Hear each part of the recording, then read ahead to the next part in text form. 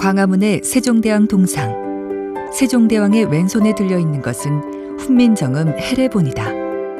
1997년 유네스코 세계기록유산으로 등재된 훈민정음 해례본은 새로운 문자 훈민정음의 창제 이유와 글자를 만든 원리가 설명되어 있는 일종의 해설서이다. 세종 28년인 1446년 간행된 이 책은 오랜 시간 자취를 감추었다가 1940년 안동에서 발견됐다. 훈민정음 해례본의 발견은 한글 창제를 둘러싸고 계속되던 논란을 일순간에 정리한 사건이었다. 세종은 왜 훈민정음 해례본이라는 책을 펴냈던 것일까? 이달에 임금이 직접 언문 28자를 만들었다. 글자는 간단하고 쉬우나 변화가 무궁하니 이를 훈민정음이라 이른다.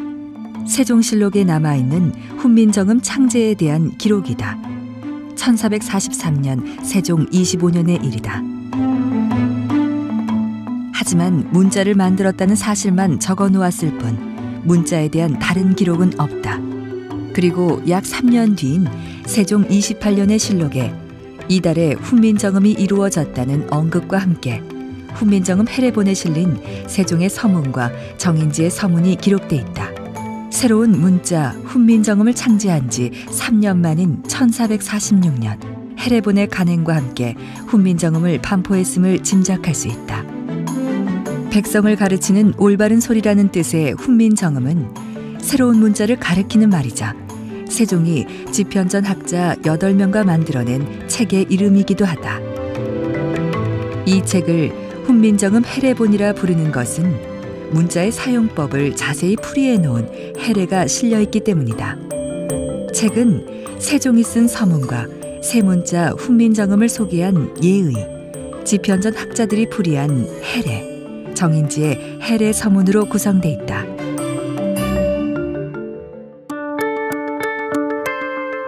그렇다면 세종은 왜 새로운 문자를 만들려고 했던 것일까? 이에 대한 구체적인 기록은 남아있지 않지만 세종의 마음을 엿볼 수 있는 단서가 있다. 바로 삼강행실도이다. 세종 10년 진주 사람 김화가 자신의 아버지를 살해하는 사건이 일어난다. 이 사건은 세종에게 큰 충격을 주었다. 능지처참의 벌을 내리긴 했지만 형벌만이 능사가 아니라고 생각한 세종은 효자, 충신 등의 사례를 담은 삼강행실도의 간행을 지시한다. 책에는 내용에 맞는 그림을 함께 넣어 글을 모르는 사람도 이해할 수 있도록 했다. 백성이 그림만으로 제대로 뜻을 이해할 수 있었을까? 이에 대한 세종의 걱정이 실록에 남아있다. 어리석은 백성들이 아직도 쉽게 깨달아 알지 못할까 염려하여 그림을 붙이고 이름하여 삼강행실이라 하였으나 다만 백성들이 문자를 알지 못하여 책을 비록 나누어 주어도 남이 가르쳐주지 아니하면 어찌 그 뜻을 알아 감동하고 착한 마음을 일으킬 수 있으리요. 문자의 필요성에 대한 최초의 언급이라 볼 수 있다. 어리석은 백성과 문자에 대해 다시 언급한 것은 세종이 직접 작성한 것으로 알려진 훈민정음 해례본 서문에서이다. 우리나라의 말이 중국과 달라 한자로는 서로 통하지 않으니 어리석은 백성들이 말하고자 하는 바가 있어도 제 뜻을 나타내지 못할 사람이 많다. 이를 위해 새로 28글자를 만드니 사람마다 쉽게 배우고 익혀 쓰기에 편하게 하고자 한다. 세종은 누구나 쉽게 배울 수 있는 언어를 만들고자 했다. 예조판서 정인지가 남긴 서문에서도 훈민정음 창제 이유를 엿볼 수 있다. 지혜로운 사람은 아침나절이 되기 전에 이를 이해하고 어리석은 사람도 열흘 만에 배울 수 있다. 새로운 문자를 만들며 가장 신경 쓴 부분은 백성이 막힘없이 쓸 수 있도록 하는 것이었다. 이런 목적으로 시작된 훈민정음 창제의 과정은 훈민정음 해례본이라는 책으로 마무리된다. 해례본에는 자음과 모음이 만들어진 원리와 실제 적용에 사용할 수 있는 방법 등이 상세히 설명되어 있다. 발음기관을 본떠 만든 자음, 천지인을 본떠 만든 모음, 기본 글자에서 파생되는 또 다른 글자들. 훈민정음 해례본은 새로운 문자 훈민정음이 얼마나 체계적이고 과학적인 문자인지를 입증하는 중요한 유산이다.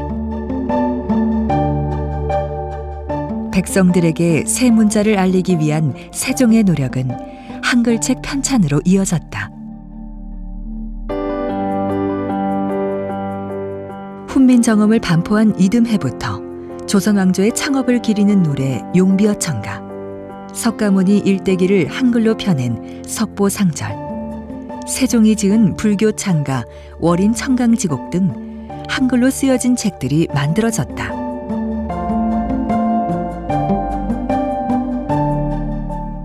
한문으로 기록된 훈민정음 해례본을 한글로 풀어 쓴 언해본도 간행됐다. 세종의 서문과 새 문자들을 소개한 예의편을 한글로 풀어 쓴 것이다. 한문을 몰라도 새로운 문자를 이해할 수 있도록 한 것이다. 해례본에 실린 정인지의 서문 그 마지막에는 해례본을 함께 만든 이들의 이름과 책을 펴낸 이유가 남아있다. 지편전 응교 최항, 부교리 박팽년, 신숙주, 성산문 강희안, 이계 이선로 등과 함께 보는 사람으로 하여금 스승이 없어도 스스로 깨우치게 하려고 이 책을 펴냈음을 밝히고 있다. 그리고 마지막에 정통 11년 9월 상한이라고 이 책이 만들어진 때를 기록해 두었다. 이 기록은 한글날의 지정에 중요한 단서가 되었다. 상순의 끝날인 9월 10일을 양력으로 환산해 10월 9일이 한글날로 결정된 것이다. 새로 28글자를 만드니 사람마다 쉽게 배우고 익혀 쓰기에 편하게 하고자 한다. 훈민정음 서문에 밝힌 것처럼 세종은 누구나 쉽게 익히고 쓸 수 있는 새로운 문자를 만들어냈다. 훈민정음 해례본은 세종의 열정과 노력이 고스란히 담긴 책이다.